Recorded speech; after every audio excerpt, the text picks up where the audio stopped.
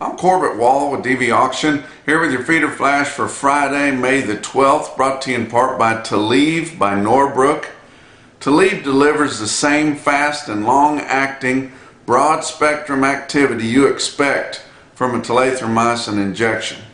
For more information, go to norbrook.com. Collusion. You guys have heard collusion.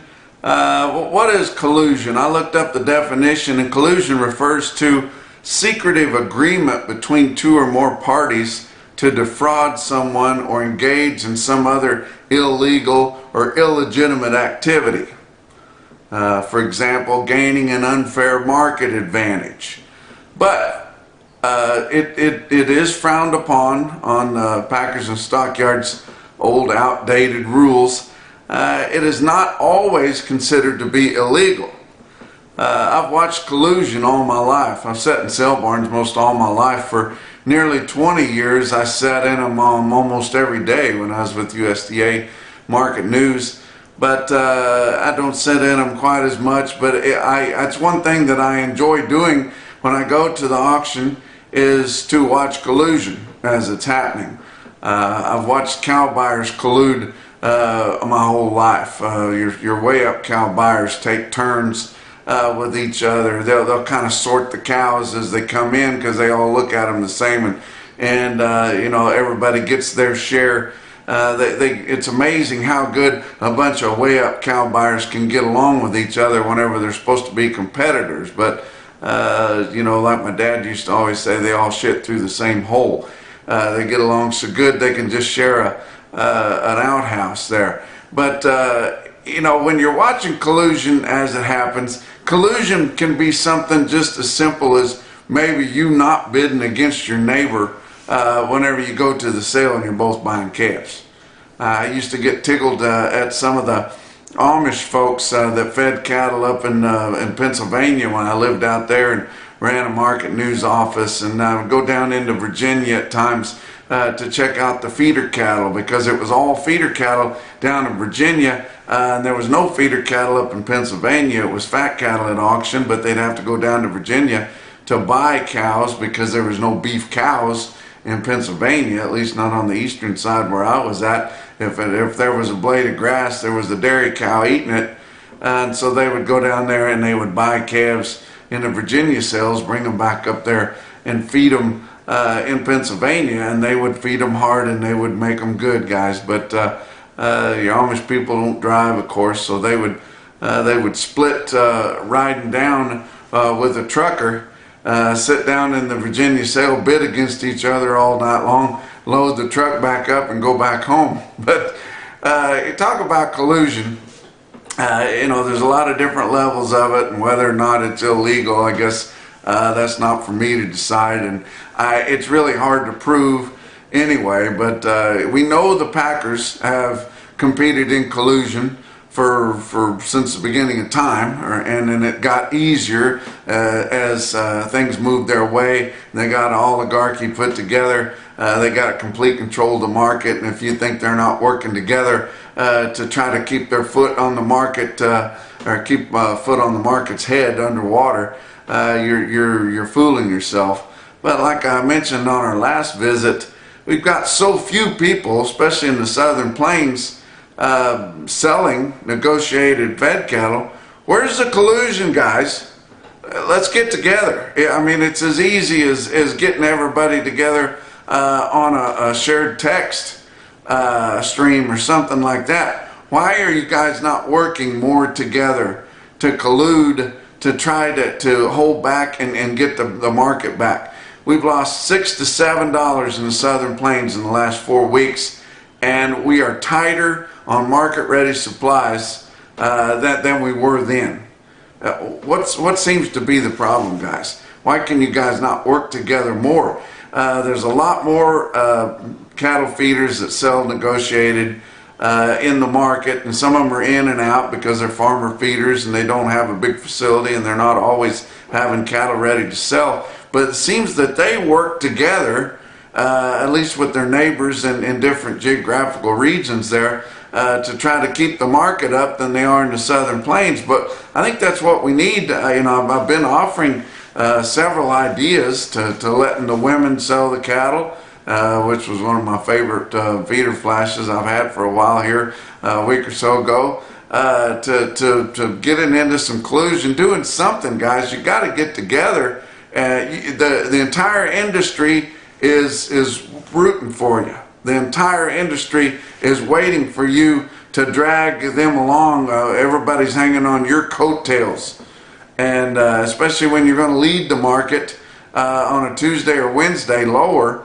You know, work together a little bit more on that. You know, I mean, especially when you're in the driver's seat when it comes to supplies. But we had some nice rains move across much of the country.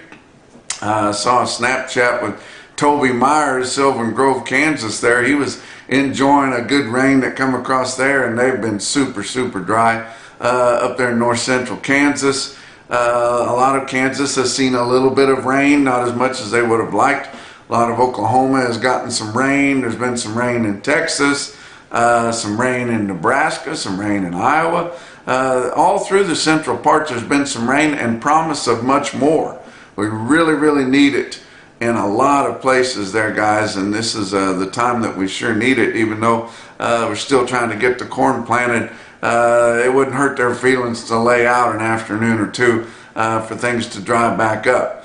But you notice the Title 42 expires on Thursday night late, I guess at the midnight, as if we don't already have enough illegal immigrants crossing the southern border. We've been averaging, I think, around 10,000 a day this week as they're all getting ready to come across. I'm not sure if we got enough dairies for them to all work in or not, guys. But let's talk about your board. For Thursday, June live cattle futures down a nickel at 162.95. August down 37 cents at 160.80. Your back months on live cattle down 82 cents to up 12. May feeder cattle down $1.25 at 204.12. August up 92 cents at 226.07. Back months on feeder cattle are all up. It was just your May current spot contract that's just trying to line itself up with your index levels, and I've been telling you it's been out in front of them, so it's going to have to back up now. But really, your feeder cattle market wants to be a lot higher on your futures because grains have gone down so much because we've seen these nice rains come across. But your back months on feeder cattle up 77 to up 92, and why? May corn was down 13 cents at 632.5. December new crop down another 7 cents at 513 3/4. We start getting into $4 a bushel corn. People are starting to think that's kind of worth the money, guys. May beans up 6 3/4 cents at 14.43 1/4. November down 2 3/4 at 12.48 a bushel.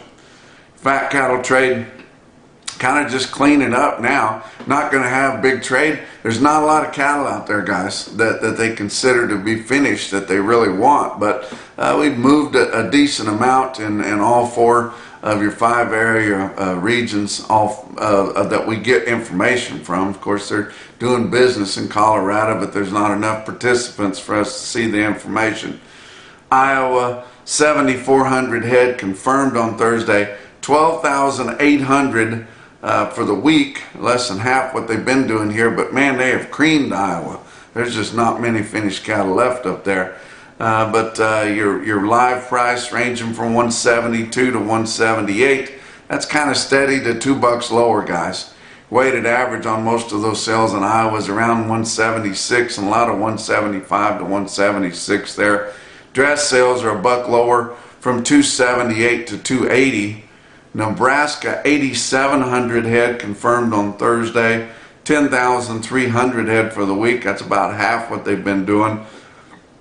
Excuse me, live price in Nebraska, 173 to 177. Dress sales, 277 to 280. Kansas had another 800 head on Thursday. We didn't have all that many on Wednesday.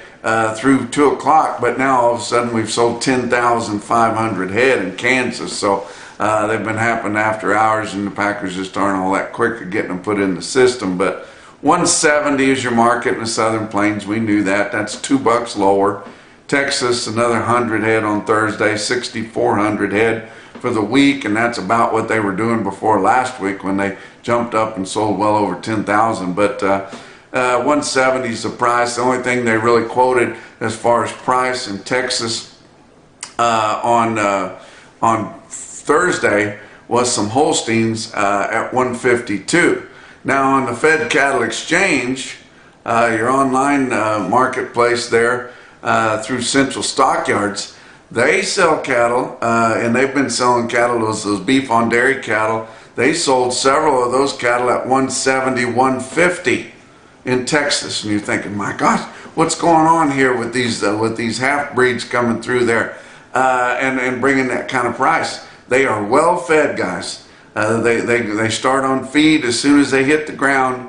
The dairymen get the semen from the guys that have the calves contracted back. They're buying the very best Angus semen, giving it to those dairy cows, having those calves. They're keeping them alive and putting them on feed early. They're not the big giant 1,800-pound dairy steers that you're seeing. They're a moderate weight. They hit all the buttons whenever you put them on the rail, guys. They're hitting all the sweet spots everywhere. They grade really well because they are a little bit lighter muscled there with all that dairy influence in them. And then they've got all the carcass merit of those good bulls that they're putting that semen into them on. But tell you what, 170, 150, that's going to be the best price in Texas, and that was achieved through competitive marketplace, Fed Cattle Exchange, and all your majors are participating, guys. And I think that may be our option in the Southern Plains, guys, is to get on that deal as a group. Everybody get on there and start letting them bid on the cattle. You know, I can't say I'm against online bidding here working for DV Auction. We are not affiliated with Central Stockyards, but I do back and encourage people to have some competition in their cattle marketing, however you can get it. Box beef cutout values were lower again, not a lot lower, but every day just a little bit. Choice cuts down $1.15 at 305.72 on Thursday afternoon. Selects up 4 cents at 284.58. Your slaughter running at a very aggressive clip this week, guys, and then they're going to lay down here at the end of the week. But we have heard that they are starting to schedule some Saturday slaughter again in some of these major plants. They've got to have the product, guys. Everybody's saying, well, this light slaughter that they had every week through April, that's bullish, or that's bearish in the market, in the cattle market. I don't think so. I think they've gotten so short on the product, now they've got to ramp things back up. They've already creamed all the cattle. I don't think they never said there was going to be a glut of market ready supplies, but they're going to be slowly increasing. But we've been pulling ahead so much. I think we've got an opportunity to get this market going back up towards all-time record highs if the guys would just put their heels in the ground and understand what they've got, if they've got some finished cattle, and getting a higher price for them. But your slaughter through the first 4 days of the week, 506,000, 10,000 more than last week, 17,000 more than the same week a year ago. Talk about what else is going on. Performance Livestock Analytics. It's brought to you by Inherit Select. You can use genetic predictions to select replacements that are more likely to make the most productive cows on your place. For more information, go to performancelivestockanalytics.com. Let's talk about your feeder cattle market. Real-time index on DV Auction on Thursday afternoon, sitting at 202.40, up $1.10, and we had a stick-out sale that helped cause a lot of that, and I'm going to tell you all about it in just a minute. But I like to give you our predicted high volume markets that have a sale every week, all the time, and have a decent test of the market. One of them for a Thursday sale is Farmers and Ranchers Livestock in Salina, Kansas. They had 2,500 head, including in there, they didn't have the market report ready when I decided to record this market report. Actually had something I wanted to do later in the day on Thursday, but did pull through Cattle Market Central that they had a good run of 8-weight steers in Salina. 643 head of them. They averaged 856 pounds with a weighted average price of $196.19, and that's pretty darn good as a weighted average price, weighing over 8.5 on that many of them, guys. Winter livestock in Pratt, Kansas had 2,200 head. Feeders were steady to $2 lower. Had some stockers, mostly heifers, as much as $6 higher. And I thought that was a decent market report for what we get out of southern Kansas.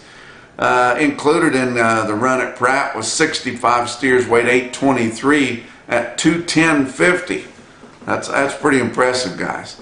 But as I told you earlier, your National Beef Wire top quote for the National Beef Wire stick out sale of the day, it was Ogallala Livestock Auction in Ogallala, Nebraska. I pulled the automated market report once they'd sold over 4,500 there. Very, very impressive, guys.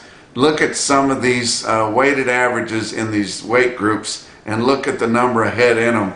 Tell you kind of what kind of sale they had. 341 head of 6-weight steer calves in Ogallala, Nebraska, averaged $657. Weighted average price on all of them, $246.09. How about 6-weight or 7-weight steers? 649 head of 7-weight steers, average $743. Average price $232.72. 692 head of 8-weight steers in Ogallala, averaged $826. Weighted average price $210.58. That's a weighted average price on nearly 700 head of 8-weight steers, and I don't care if they sold in 1-head lots. They're included in there, guys. Look at the heifers. 668 head of 5-weight heifers, average 548 pounds. Average price $242.01. 757 head of 6-weight heifers, average $641. Weighted average price $220.69. And 331 head of 7-weight heifers, average $757. Average price $198.60. Another impressive heifer quote that I got come out of Lamoni Livestock, Lamoni, Iowa. Jason Allen was sending me quotes out of there.